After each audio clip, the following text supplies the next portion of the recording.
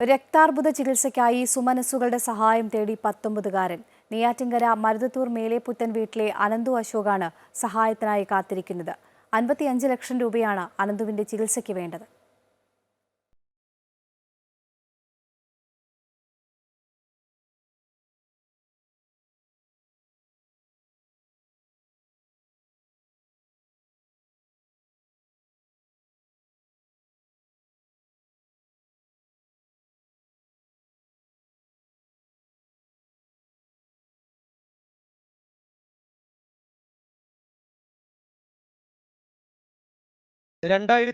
March വരെ കളിയും ചിരിയും സഹായവും ഒക്കെയായി നാട്ടുകാർക്കിടയിൽ ഉണ്ടായിരുന്നു അനന്തു എന്ന ഈ ചെറുപ്പക്കാരൻ.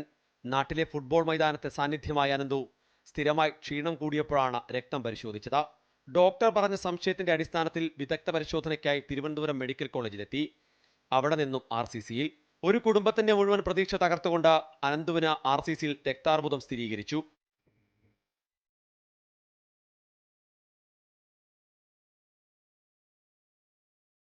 ആ സമയം പെരുമ്പഴത്തൂർ പോളിടെക്നിക്കിലെ 1-ാം വർഷ കമ്പ്യൂട്ടർ എഞ്ചിനീയറിംഗ് വിദ്യാർത്ഥിയായിരുന്നു അനന്തു. പഠനം പാതി വഴിയിലായി.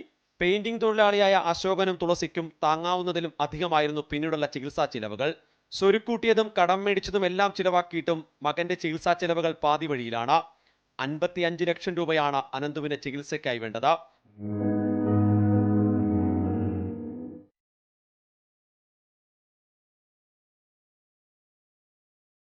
അവൻ്റെ ട്രീറ്റ്മെൻറ്റ് തുടങ്ങിയ സമയം മുതൽ നാട്ടുകാരും ബന്ധുക്കളും എല്ലാവരും സഹായിച്ചാണ് ഇതുവരെ എത്തിയത്.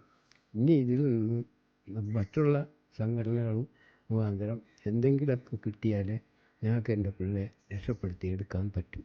അങ്ങനെയുള്ള അതിൻ്റെ ഓട്ടത്തിലാണ് ഇപ്പോൾ ഞാൻ നടത്തിയത്. ഇപ്പം നമുക്ക് സാമ്പത്തികമായിട്ട് നിത്യവൃത്തിക്ക് പോലും കഴിവില്ലാതെ അങ്ങനെ നിൽക്കുകയാണ്.